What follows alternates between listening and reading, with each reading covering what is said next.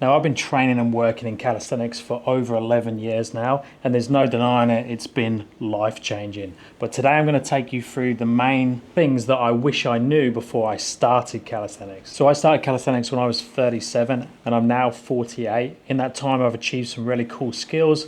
I can do a one-arm handstand, a 90-degree handstand push-up, all the different press handstands, muscle-ups, 360 pulls, lots of other cool skills. And I've been lucky enough to train with some really amazing people in that time.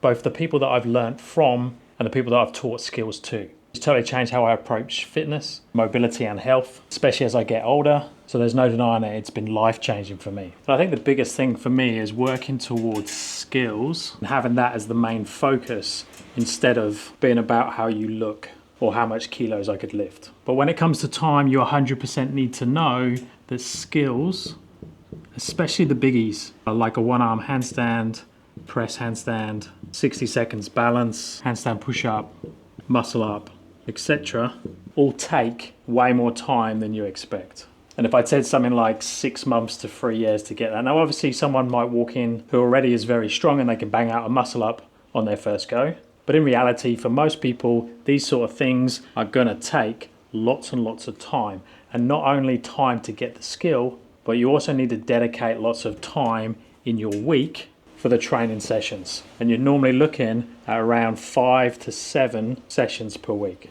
of 1 to 3 hours. Now, it doesn't mean that you need to do this, but if you want to achieve something like these set of skills, you're probably looking at something like that. If your goal is to do some dips, some chin-ups, and to get a 10-second handstand, you can obviously get those with a lot less in terms of sessions per week, but we still need to have the consistency over the time. Now, another biggie that I wish I'd known earlier is how important mobility and balance is to create efficiency to make these type of skills much, much, much easier. And this is the reason that I can do 10 handstand push-ups and the person next to me that's stronger than me can only do 1. Understanding the sweet spots, not putting too much energy into things like balance because your balance is so good, allows you to put way more of your available strength into the movement, meaning that you can achieve skills that were impossible before, or you can do multiple reps now instead of just 1. And that doesn't just go for skills like press handstand and handstand push up, but it also works for skills like muscle ups, pistol squats, and all other calisthenic skills.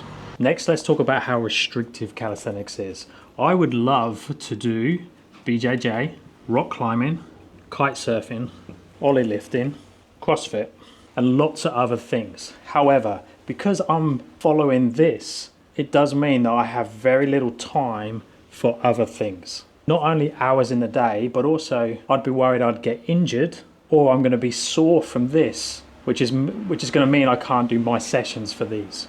Now again, it does depend on which skills you're going for and how many. And also for me, because I work in the industry as well, my time in is probably greater than most people that are doing it casually. You also find that you will need a space that you can train in that allows you to work these type of skills. So yes, you can train all this at home, and this is my home setup, but I'm restricted by the height. And a lot of people that train at home don't have the option of being outside because it's too cold, too hot, or they just don't have the space. And if they train in a normal gym, you're often restricted by the amount of equipment, the amount of space there is, the lack of P-bars and rings and things like that. Now, the same with any group of people, any sport, any club, you'll always find there's some cult-like rules that you need to understand are optional and not set in stone. So these are things like form, technique, skills, progressions, and you could include things like clothes, language, which I can't spell. And the big one for me was realizing that there's not a set in stone list of skills that you have to train if you're choosing to train calisthenics.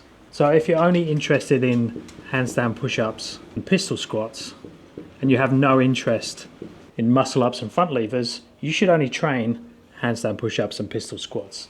Now you can look at it in terms of creating a balanced body so you don't have injuries, but you definitely don't need to say you must train all of these things if you're choosing to train these two. So as soon as possible, become very clear on your interests and your goals and work towards those, not someone else's set of goals. And if you do work with a coach, get clear with them on why they're asking you to do certain skills and techniques and then you can make a choice yourself. The biggest thing is you should take ownership of your training, because that's going to keep you consistent, which is going to give you the results that you want. The same goes for form and technique. You decide on what your handstand wants to look like, whether it's bananaed. If your planche has a slight bend in the elbow, talking from experience, then it's up to you whether you want to try and straighten it or continue it the way you are. Another good one is something like a one-arm handstand. I can do a one-arm handstand really well on my right hand side, but my left is terrible compared to the right. Now that's a choice of mine, and exactly the same goes for progressions. So if you want to use bands on a muscle up and you're totally happy with kipping in movements, it's down to you to make that choice. You can take advice from other people, but remember that you are in charge of all these things, not someone else.